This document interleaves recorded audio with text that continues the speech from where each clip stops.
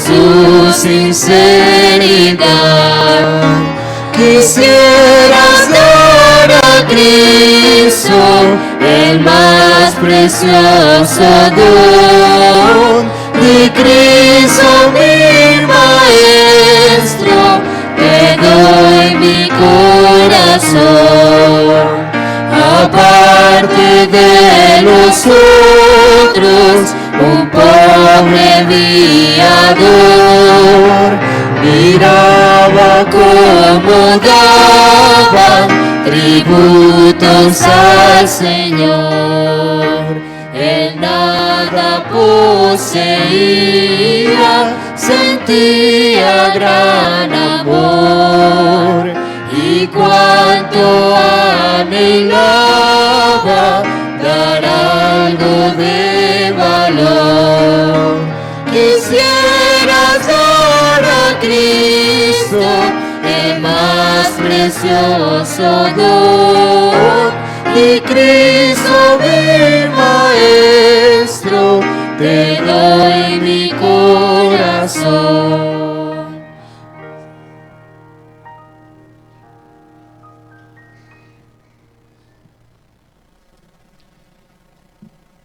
Sin duda, nuestros diezmos y ofrendas hacen parte también de nuestra alabanza. Por ello quiero invitarlos para que nos postremos y entonces vamos a darle gracias a Dios por cada una de las bendiciones que de su mano hemos recibido.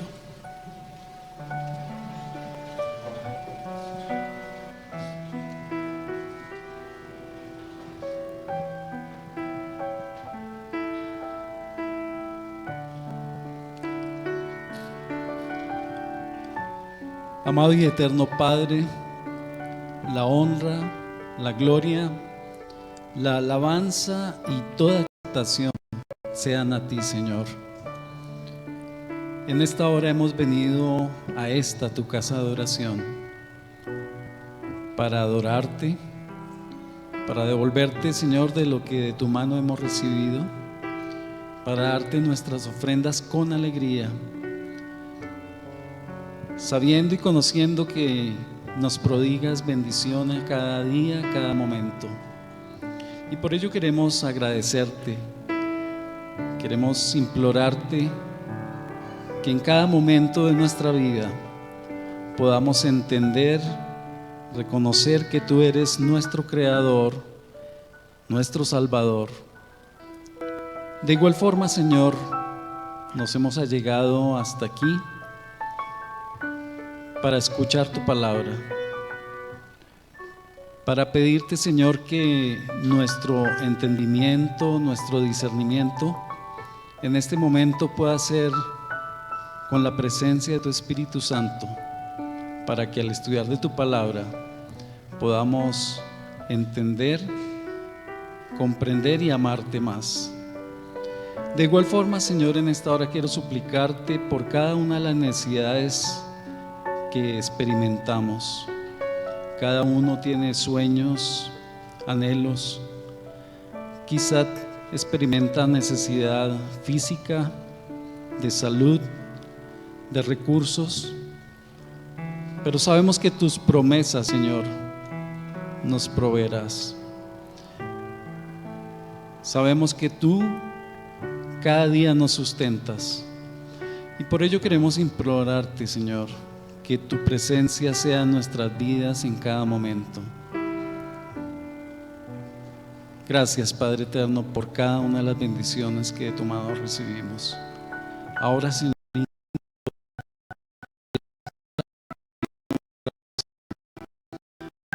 todas estas bendiciones que las imploramos en los méritos de tu Hijo amado Jesús. Amén, Señor. Amén. Oye, oh Señor.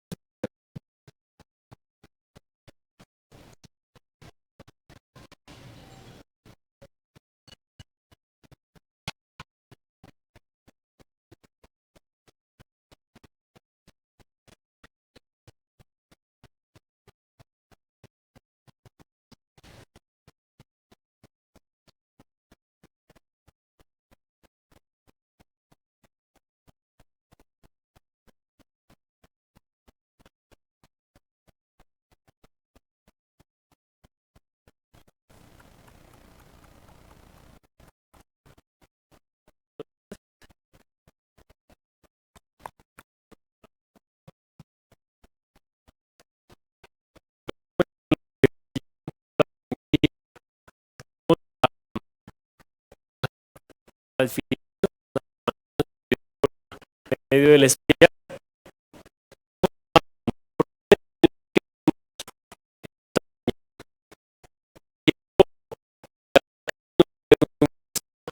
Que el Señor les bendiga. Siempre me gusta dejar este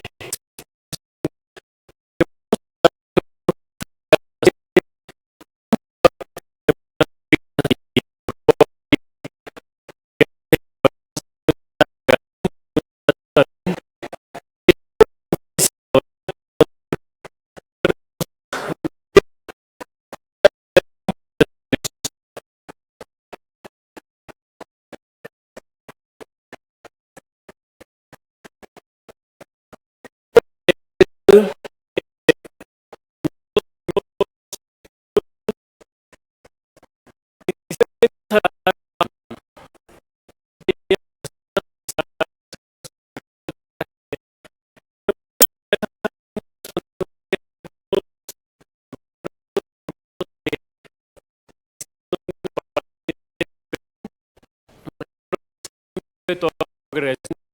Si es posible que levante su mano. Hermano, bienvenido a nuestra iglesia. También me contaron que de nuestro país hay algunos hermanos que son maestros y están hoy en nuestra iglesia.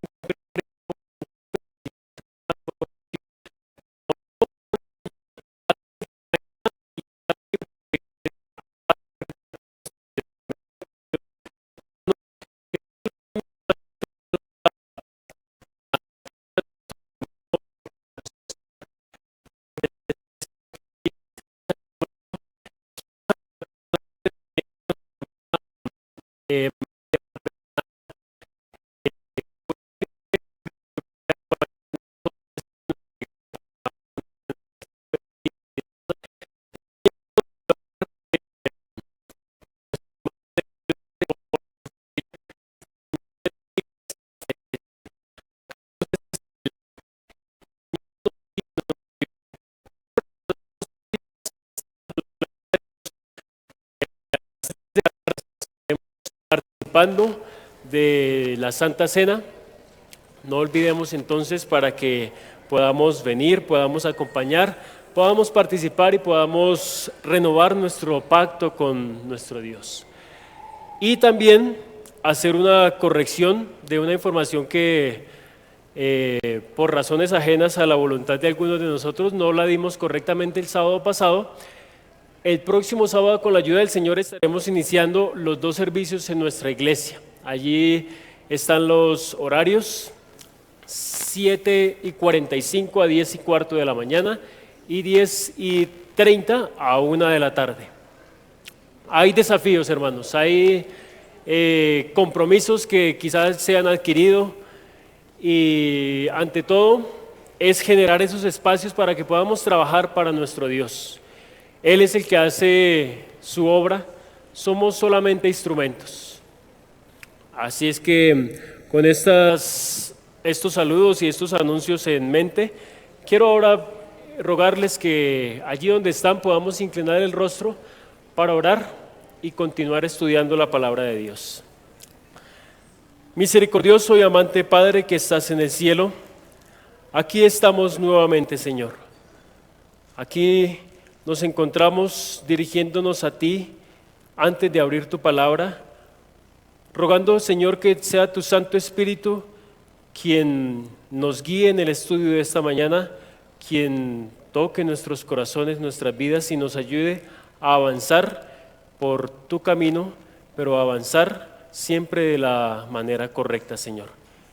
En el nombre de Jesús te lo pedimos. Amén, Señor. Muy bien, queridos hermanos, queremos en esta mañana estudiar, yo diría para todos, es algo muy conocido. De pronto para alguno de ustedes que apenas está iniciando en el estudio de la Biblia, puede ser algo nuevo, pero queremos hacer un enfoque de manera especial. Los secretos de la vida cristiana.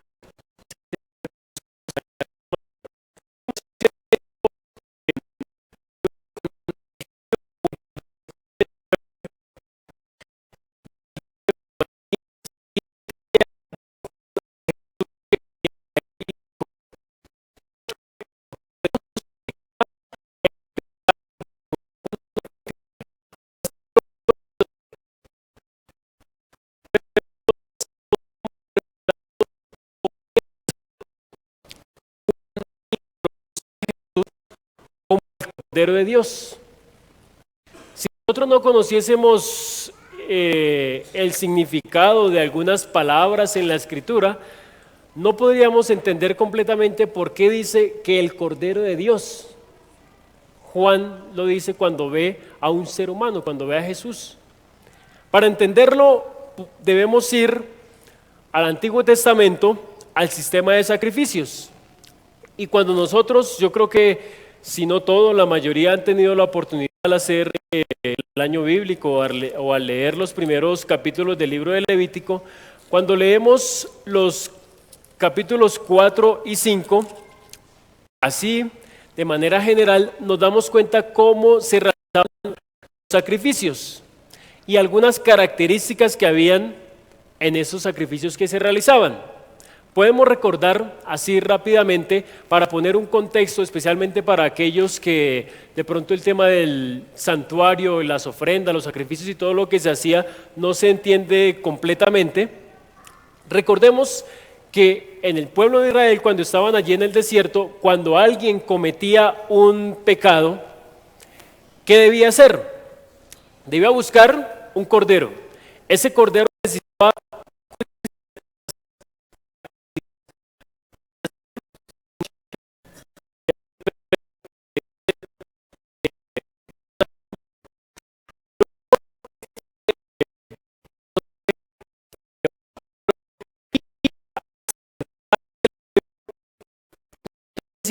podemos mirar de pronto la ilustración, hemos visto todos la ilustración de cómo estaba ubicado el santuario.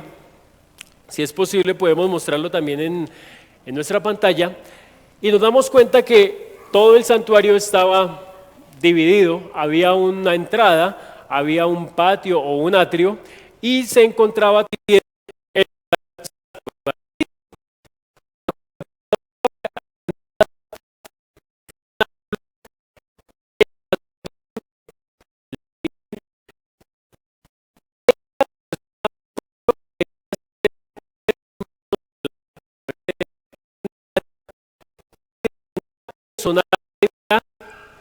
confesar cada una de sus faltas y de manera simbólica estas faltas, esos pecados eran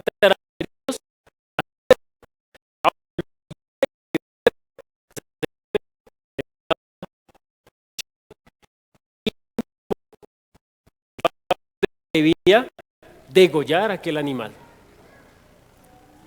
Ese sacrificio, esa sangre que salía allí es justamente lo que significaba el perdón que podía recibir cada uno de los que pecaban y los que llevaban allí sus corderos. La víctima inocente entonces derramaba su sangre por el perdón de los pecados, porque el cordero no tenía la culpa. Sin embargo, el Señor lo había instituido de esa manera. Luego de eso, el sacerdote hacía algo especial con la sangre que se recogía. Parte de ella la dejaban en el altar de los sacrificios y otra parte, el sacerdote entraba hasta el lugar santo y allí, en un velo que dividía el lugar santo del lugar santísimo, rociaba parte de esa sangre. Básicamente, esto era lo que se realizaba en el momento de los sacrificios. Pero bueno, podríamos preguntar, ¿por qué fue dado ese ritual? ¿Por qué el sacrificio de un cordero? Cuando nosotros estudiamos nos damos cuenta que el significado de ese sacrificio del cordero es ¿cuál? La muerte de Cristo. Luego, cuando miramos allí en la ilustración nos damos cuenta que después del altar había una fuente o un lavacro. Allí hay un significado especial también, la resurrección de Jesús. Es decir, que en el atrio o en el patio están simbolizadas la muerte y la resurrección de Cristo sin pecado. Ese proceso por el que Cristo pasó, ese proceso que está ilustrado en el santuario, es el mismo proceso por el que cada uno de nosotros debemos y podemos pasar. Quiero invitarles para que busquemos el libro de Romanos, el capítulo 6. Romanos capítulo 6, para poder entender un poco mejor lo que acabamos de decir. Romanos 6, desde el versículo 3 hasta el 5, nos dice de la siguiente manera: ¿O no sabéis que todos los que hemos sido bautizados en Cristo Jesús hemos sido bautizados en su muerte? Porque somos sepultados juntamente con él para muerte por el bautismo, a fin de que como Cristo resucitó de los muertos por la gloria del Padre, así también nosotros andemos en vida nueva. Porque si fuimos plantados juntamente con él en la semejanza de su muerte, así también lo seremos en la de su resurrección. Ahora, el atrio entonces significaba ¿qué? El perdón de los pecados y la justificación. Pero entonces, cuando nosotros entramos y nos ubicamos en el lugar santo, nos vamos a encontrar primero con tres muebles. Cuando el sacerdote entraba al lugar santo, se encontraba que a la parte derecha estaba una mesa, la mesa de los panes de la proposición,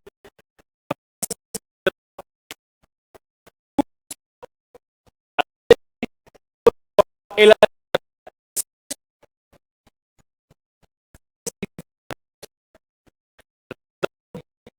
lo que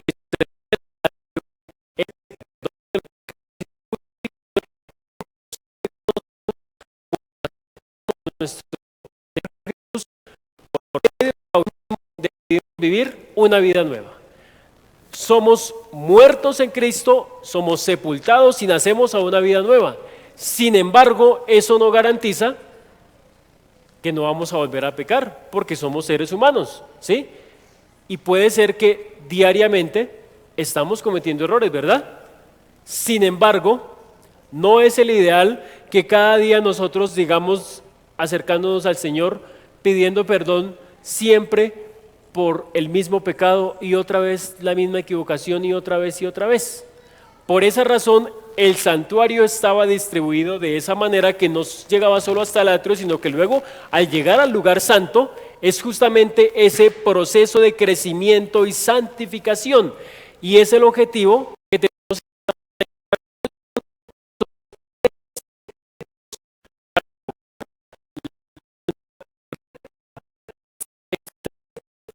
llegar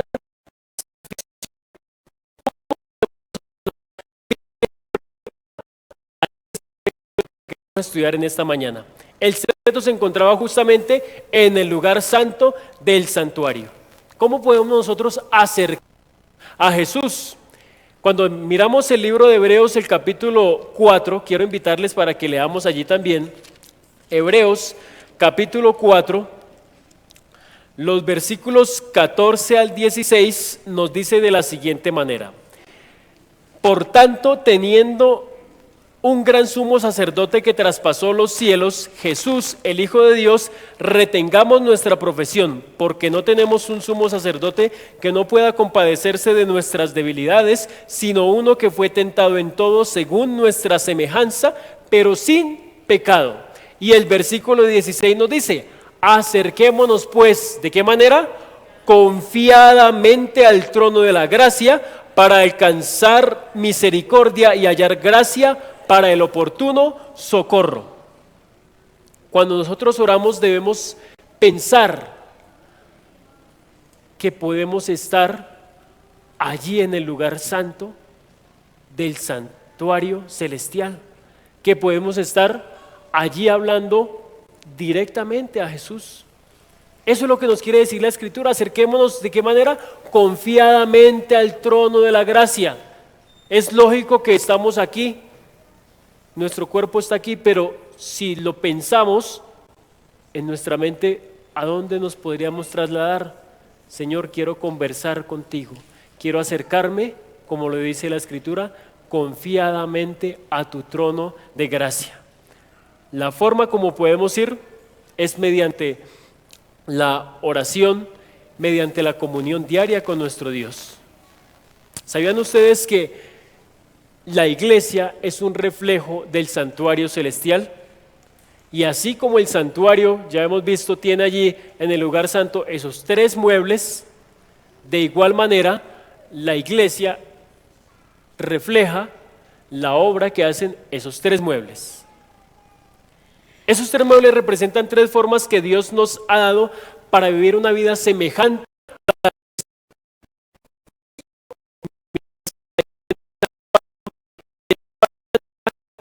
su iglesia aquí en la tierra espiritualmente, podamos participar de la obra de estos tres muebles. La obra de la mesa, la obra del candelabro, la obra del altar del incienso, tienen repercusiones terrenales. Cada mueble representa algo en la obra de la iglesia para que cada cristiano pueda crecer. ¿Cuáles serán entonces esos tres secretos que guarda allí cada mueble? Miremos el primero, que se encuentra en el mueble que está al lado derecho, la mesa de los panes. Cuando nosotros miramos la mesa de los panes, hay algunas características que podemos resaltar, y para ello quiero invitarles para que leamos el libro de Levítico, el capítulo 24, desde el versículo 5 en adelante.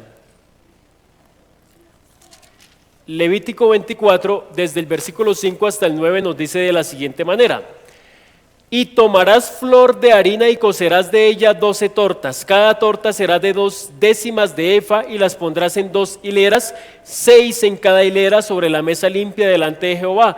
Pondrás también sobre cada hilera incienso puro, y será para el pan como perfume, ofrenda encendida a Jehová. Cada día de reposo lo pondrá continuamente en orden delante de Jehová, en nombre de los hijos de Israel, como pacto perpetuo. Y será de Aarón y de sus hijos, los cuales lo comerán en lugar santo, porque es cosa muy santa para él, de las ofrendas encendidas a Jehová por derecho perpetuo.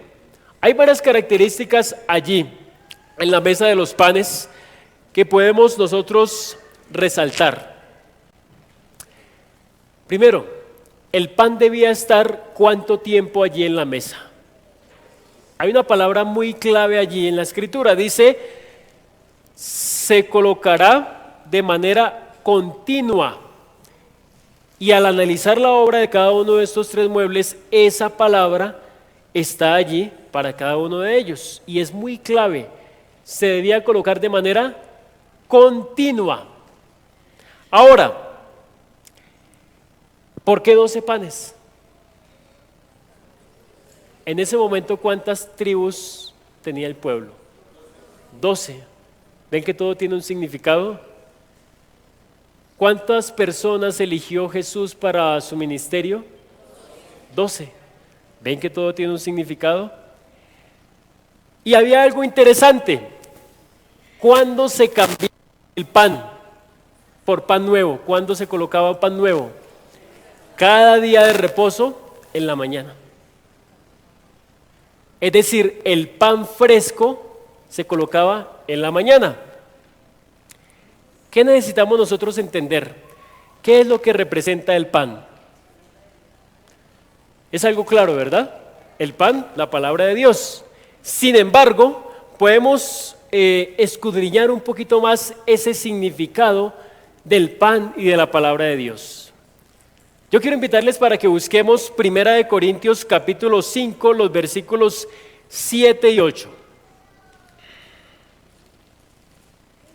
1 Corintios 5, los versículos 7 y 8 dice: limpiaos pues de la vieja levadura, para que seáis nueva masa, sin levadura como sois, porque nuestra Pascua, que es Cristo, ya fue sacrificada por nosotros. Así que celebremos la fiesta no con la vieja levadura, sino ni con la levadura de malicia y de maldad, sino con panes sin levadura, de sinceridad y de verdad. Se habla allí de panes sin levadura. ¿Qué significado tiene la levadura? Es el pecado. Por esa razón este pan estaba sin pecado. Ahora, cuando nosotros leemos allí la última parte del versículo 8, dice que estos panes sin levadura, dice panes de sinceridad y de verdad. ¿Saben ustedes quién es la verdad de acuerdo a la Escritura? ¿Qué nos dice Juan 17:17? Juan 17, 17, ¿qué nos dice? Es muy claro lo que dice allí. Santifícalos en tu verdad, tu palabra es verdad. Entonces, allí vamos avanzando para encontrar bien y entender bien el significado. Si estos panes son panes de verdad, ¿la verdad cuál es? Dice, tu palabra es verdad. Entonces acabamos de confirmar lo que hace un momento ustedes mismos dijeron en cuanto al significado del pan. ¿El pan qué es? La palabra de Dios. Jesús dijo, yo soy el pan de vida. Jesús también dijo, no solo de pan vivirá el hombre, sino de toda palabra que sale de la boca de Dios. Pero en este momento yo puedo y quiero hacer algunas preguntas de reflexión personal en cuanto al alimento espiritual. ¿Cómo nos estamos alimentando? Espiritualmente, ¿qué salud tenemos? Ya que la salud depende del alimento que nosotros consumimos. ¿Cuál es el pan que estamos comiendo? Si la mesa de los panes debía estar continuamente, la pregunta es si estamos comiendo el pan continuamente. O quizá usted vino esta mañana a recibir pan fresco y pretende que ese pan le alcance hasta el próximo sábado, cuando regrese aquí para estar allí sentadito, escuchando y recibiendo alimento. Y quizá en la noche, durante la semana, no se esté alimentando correctamente, no se esté alimentando completamente. A medida que comemos el alimento de la Biblia, nuestra vida va a cambiar. Y yo quiero ilustrar de la siguiente manera con Apocalipsis 1, 2 versículos de allí de Apocalipsis 1, dos características bastante interesantes en cuanto a la obra que hace Jesús con este mueble. Apocalipsis 1, el versículo 14, dice de la siguiente manera: su cabeza y sus cabellos eran blancos como blanca lana, como nieve, sus ojos como llama de fuego. El primer significado allí. El significado del fuego en la Escritura, ¿cuál es? El Espíritu Santo. Eso es claro para todos, ¿verdad? Sin embargo, allí dando unas características de Jesús, dice que sus ojos eran como llama de fuego. Si el significado del fuego es el Espíritu Santo, podríamos nosotros entonces decir que los ojos de Cristo son el Espíritu Santo. Y ahora, ¿qué obra hacen los ojos? Si usted no tuviese sus ojos en este momento, no podría estar observando lo que hay a su alrededor, observando el texto bíblico, observando a su hermano. Los ojos detectan, los ojos penetran y los ojos también escudriñan. Así como cuando nuestra mamá se daba cuenta de alguna pilatuna que habíamos hecho, solamente con una mirada nos dejábamos pillar. Yo creo que a todos nos pasó. Y de pronto a los niños que hay aquí les ha pasado, les pudo haber pasado de pronto esta semana. Y ustedes como madres saben a qué me refiero con eso. Es una mirada que penetra y escudriña y descubre lo que hay allí guardado, lo que hay allí secreto. Ahora, miremos también otra característica. El versículo 16, allí mismo en Apocalipsis 1, dice: tenía en su diestra 7 estrellas y de su boca salía una espada aguda de 2 filos y su rostro era como el sol cuando resplandece en su fuerza. Vimos que sus ojos como llama de fuego, pero vimos también que de su boca salía ¿qué? Una espada. Y esa espada tenía ¿qué? 2 filos. Ahora nos vamos a dar cuenta entonces que como el significado de la escritura de la espada, ¿cuál es? La palabra de Dios. ¿Por qué 2 filos en esa espada? ¿Si ha notado usted que su espada tiene un Antiguo Testamento y un Nuevo Testamento? Esa espada aguda es por esa razón de 2 filos. Ahora, ¿qué obra hacen esos ojos y qué obra hace esa espada? Vayamos al libro de Hebreos, el capítulo 4. Hebreos 4, y vamos aquí a entender entonces completamente ese primer secreto. Hebreos 4, cuando leemos los versículos 12 y 13, nos encontramos con lo siguiente: porque la palabra de Dios es viva y eficaz, y más cortante que toda espada de dos filos, y penetra hasta partir el alma y el espíritu, las coyunturas y los tuétanos, y discierne los pensamientos y las intenciones del corazón. Y no hay cosa creada que no sea manifiesta en su presencia.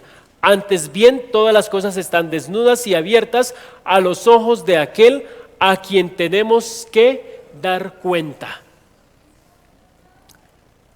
Esta espada, aparte de que tiene dos filos, tiene unos ojos que escudriñan. Es decir, cuando yo decido tomar ese primer secreto para mi vida, cuando yo decido alimentarme de la palabra de Dios, ¿con qué me voy a encontrar? Pongamos un ejemplo sencillo.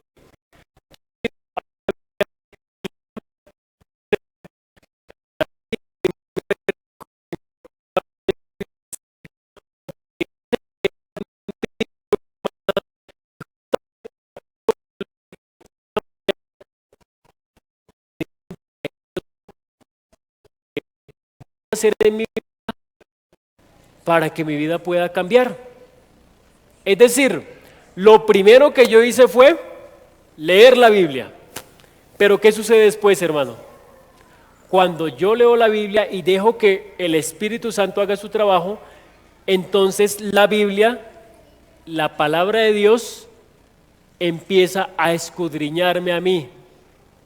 Porque al abrir la Biblia me muestra, ¿te das cuenta? Tú no deberías estar actuando como lo haces en tu trabajo. ¿Te das cuenta? Tú no deberías hacer la copia que haces en el examen. ¿Te das cuenta? Tú no deberías estar comiendo aquello. Muchas cosas. Empieza a escudriñarme, pero la Biblia hace una segunda cosa. La espada de dos filos que hace, dice, es cortante, penetra hasta partir el alma. Es decir, cuando yo permito que la Biblia me escudriñe, lo siguiente que hace es que cortar. Si hay algún error en mi vida, ¿cuál es la obra del Espíritu Santo? Corta. Pero eso sucede solamente si yo tomo el pan y lo consumo. Entonces, ese primer secreto que está en la mesa de los panes, que es la palabra de Dios, en ese primer secreto, Cristo habla con nosotros, porque Él se comunica por medio de su carta de amor. ¿Está claro? En el primer secreto, entonces, Cristo habla con nosotros. Ahora, ¿qué se encontraba el sacerdote en el lugar santo justo al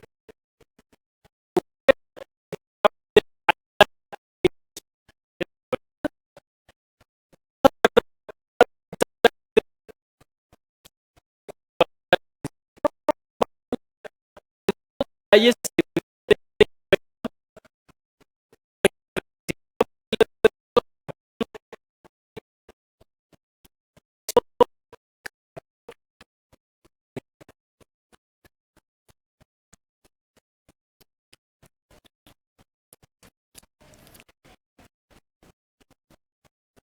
Yo veo allí el versículo 9,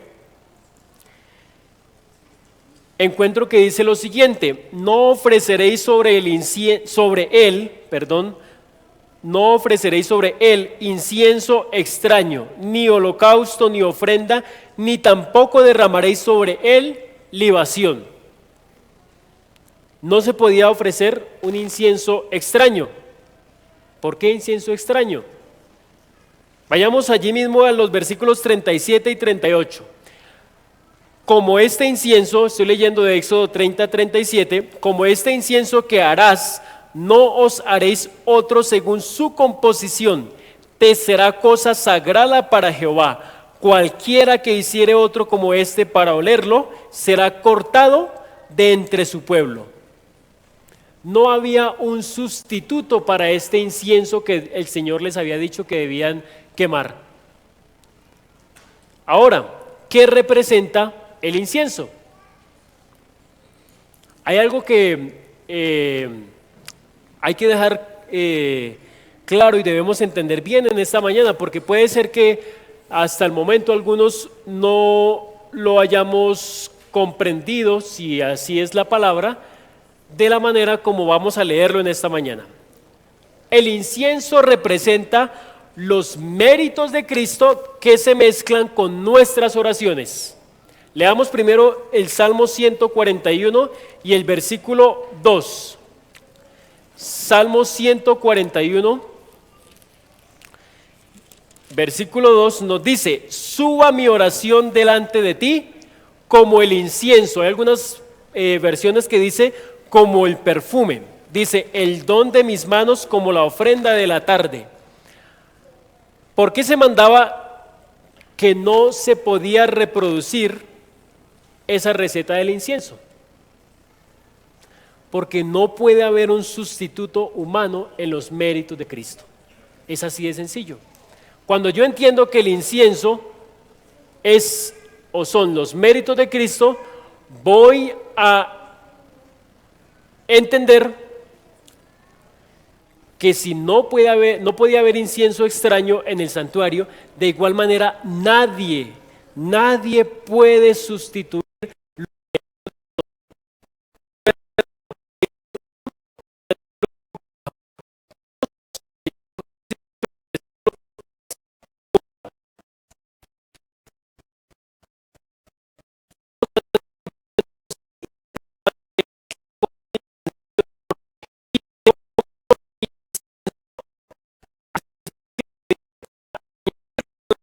de los santos sobre el altar de oro que estaba delante del trono, y de la mano del ángel subió a la presencia de Dios el humo del incienso con las oraciones de los santos. El incienso entonces, ¿qué es? ¿Qué significa? Los méritos de Cristo. ¿Por qué quise hacer énfasis un poquito y por qué dije que se iba a entender un poquito mejor? Porque quizá no lo hayamos entendido de esta manera. Porque puede ser que allí mismo en Apocalipsis usted lea un versículo donde dice el incienso que son las oraciones de los santos. Y entonces uno puede decir, bueno, ¿y cuál es el significado del incienso entonces? ¿Los méritos de Cristo o las oraciones de los santos? Resulta que cuando yo tomo el contexto de ese versículo, estas oraciones ya se han mezclado con el incienso y han subido y ya están correctamente ante el Padre. Entonces, por esa razón, en el contexto de ese otro versículo, no lo vamos a leer esta mañana, donde dice que el incienso, que son las oraciones de los santos, son las oraciones que ya han sido mezcladas con los méritos de Cristo. ¿Me hago entender? Para poder avanzar. Ahora, podemos nosotros mirar un ejemplo en la escalera del sueño de Jacob. Y allí está representado justamente los méritos de Cristo. Y hay algo interesante allí. ¿Qué sucedía en la escalera?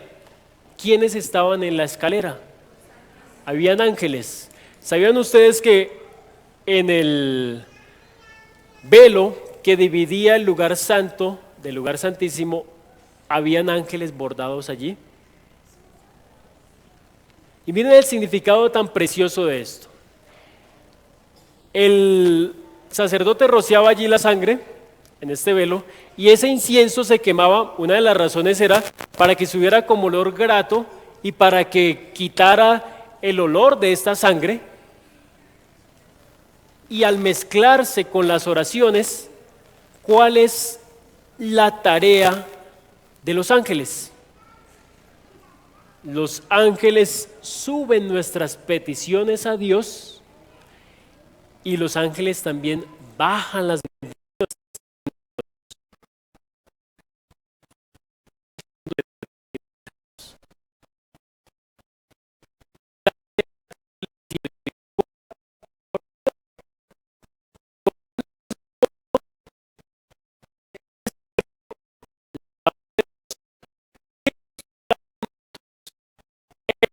Entonces,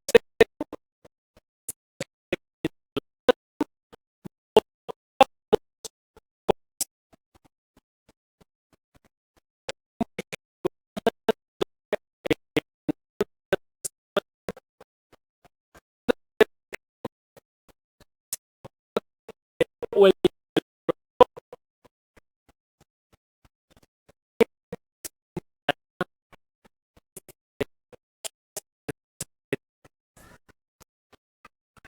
candelabro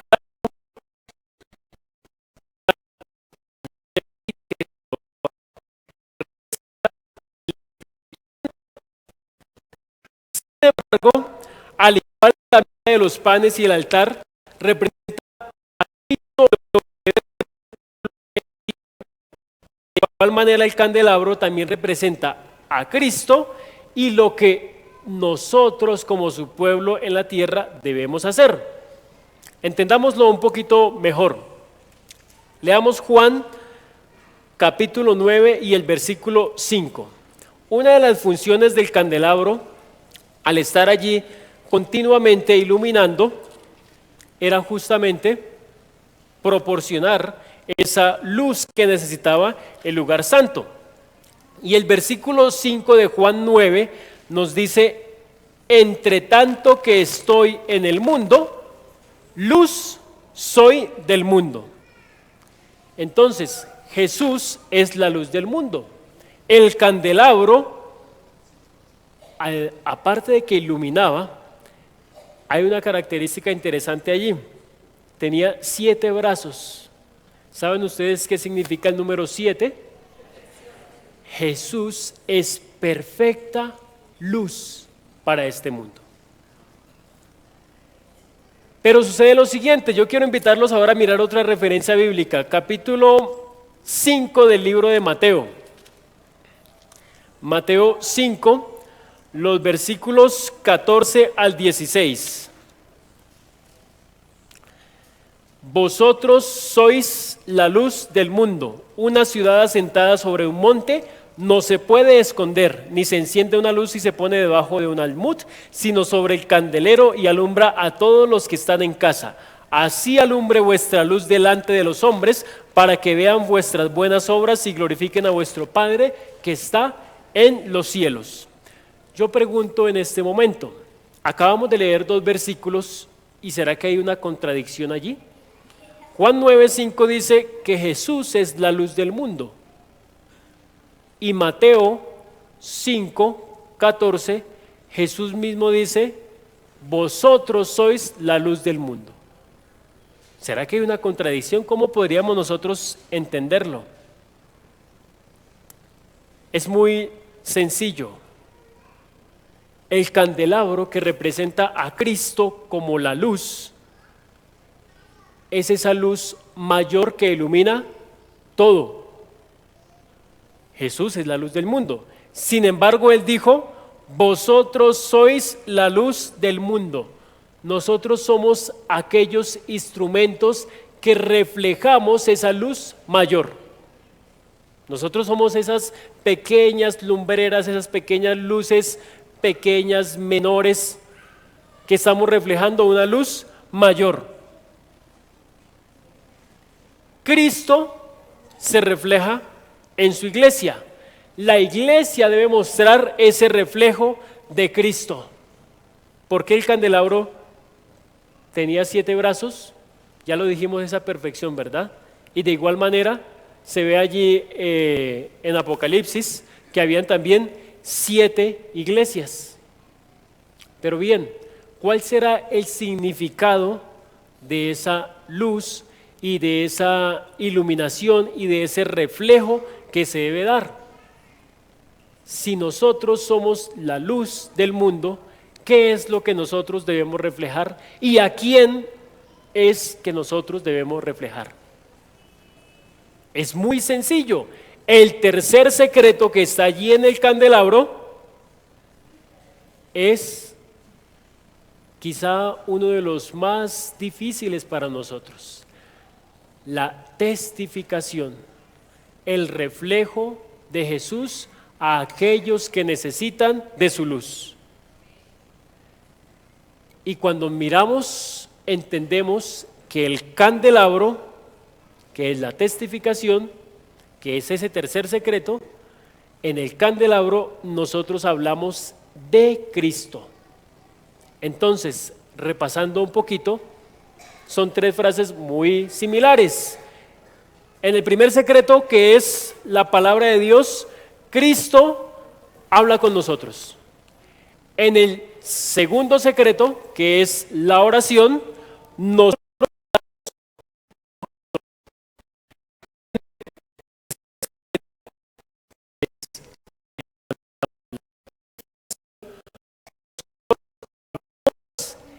de Cristo. Cristo habla con nosotros, nosotros hablamos con Cristo y como resultado, ¿qué debe existir? Nosotros hablamos de Cristo. Cuando nosotros estamos involucrados en nuestra vida cristiana, en esos 3 secretos, vamos a notar primero que la vida cristiana finalmente no es tan difícil como nos puede parecer. Vamos a notar también que no habrá tiempo para el enemigo. No habrá tiempo para hacer lo incorrecto. Eso cuando estamos involucrados completamente en esos 3 secretos. Nuestra vida va a cambiar. Cuando nuestra mente está en el santuario celestial, nuestra vida será totalmente diferente.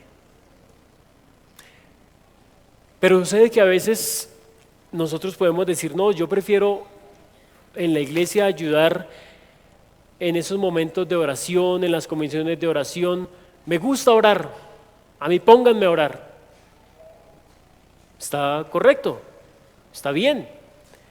Pero puede ser que nos guste más estudiar la Biblia, leer, aprender por medio de su estudio, de escudriñar cada día. Está correcto también. Pero ¿a cuántos nos gusta iluminar y dar el reflejo que recibimos de la luz mayor? ¿A cuántos nos gusta testificar? Y hay algo interesante, yo diría un poco delicado y que nos podría preocupar, ya que el que no testifica de Cristo no tiene la luz de Cristo, y si no es blanco es negro. Es decir, si yo no tengo la luz de Cristo, entonces estoy en tinieblas, y en las tinieblas ¿quién gobierna? No gobierna Cristo. ¿Sí notan? Allí en esos 3 secretos está el verdadero camino para la santidad. Solo hay 3 maneras que Dios nos ha dado para poder desarrollar de verdad esa vida de santidad. Cuando nosotros hemos aceptado a Cristo en el atrio, es decir, cuando hemos muerto al pecado, cuando hemos resucitado a una nueva vida, Cristo nos lleva ahora a lo que estudiamos esta mañana, al lugar santo.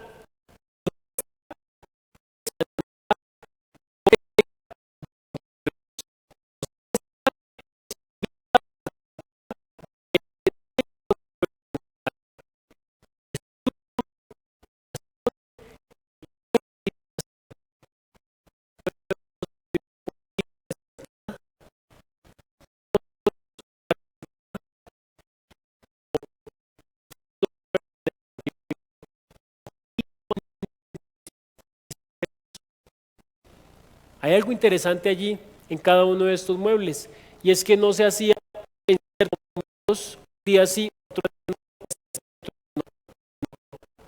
Se debía hacer de manera continua, es decir, todo el tiempo, para lograr esa vida que el Señor espera de nosotros. ¿Qué debemos hacer entonces?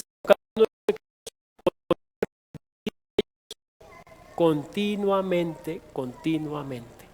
Es difícil. Yo creo que todos tenemos esa lucha constante y esa lucha diaria. Lo que yo quiero hacer, resulta que resulto no haciéndolo. Lo que yo no quiero hacer, termino justamente haciéndolo. Eso dijo Pablo. Y es justamente la lucha que podemos estar pasando nosotros. Pero cuando decidimos por el Señor, esta puede ser nuestra experiencia. Yo quiero terminar haciendo una invitación.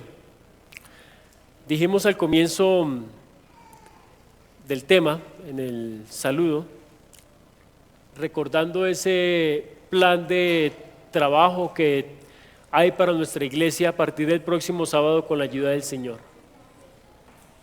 Y es posible que el próximo sábado nos estemos reuniendo ya en un horario diferente.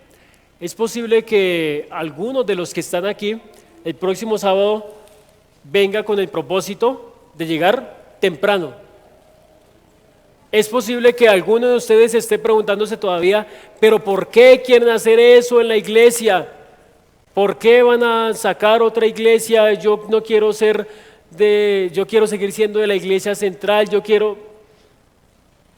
Es posible que hayan todavía preguntas, que hayan todavía como que algunas dudas, como que no entendemos completamente.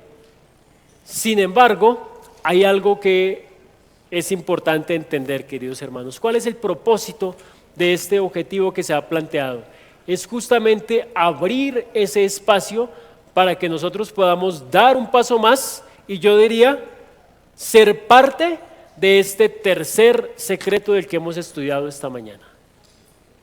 No sé si está por allí Andrea, si alguien me puede de pronto confirmar para poder escuchar la alabanza en esta tarde al terminar. Mientras tanto, yo quiero hacer esa invitación. Yo quiero dejar en sus mentes ese desafío.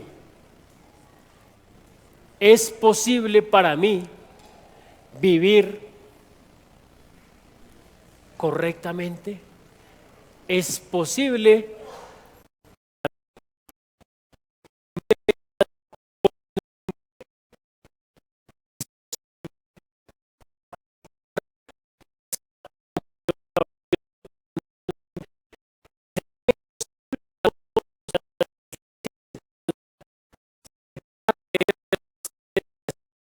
continuamente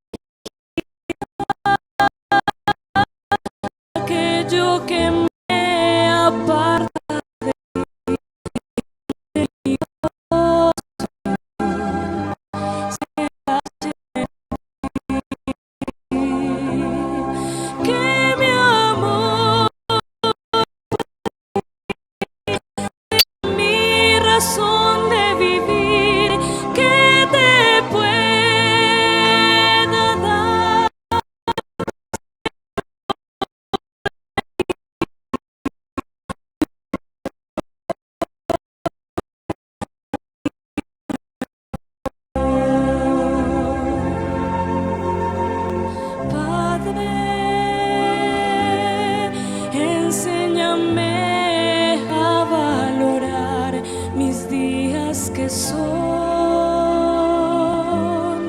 cortos, Señor.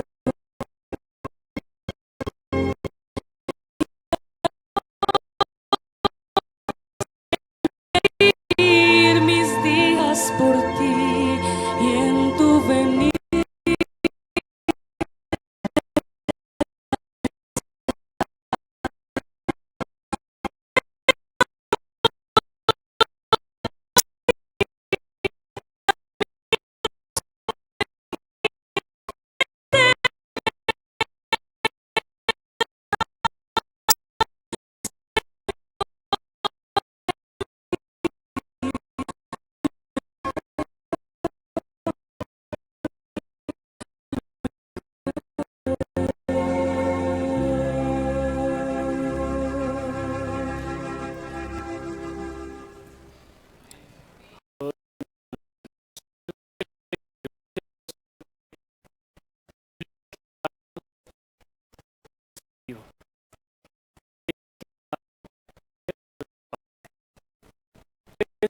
Si estás sentado allí todavía, es porque piensas, pero es que yo no sé qué decirle a otro, yo no me sé toda la doctrina.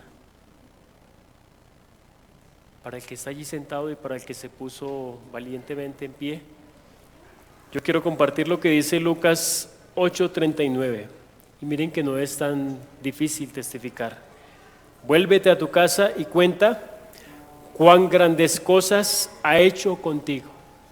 No es difícil hacerlo, queridos hermanos.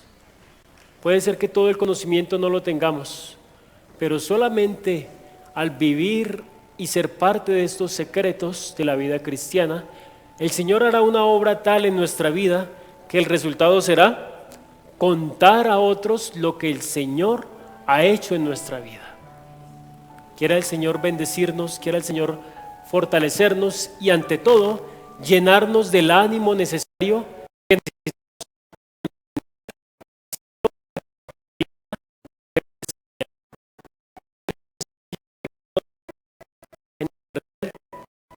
aquí mismo en nuestra ciudad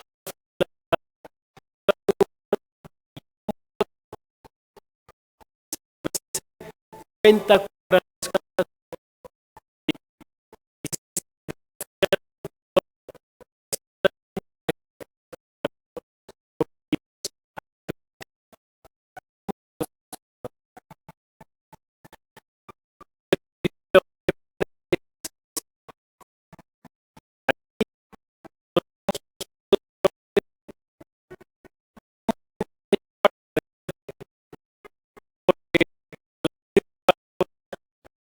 nos cuenta que está llena de promesas, que es una carta de amor.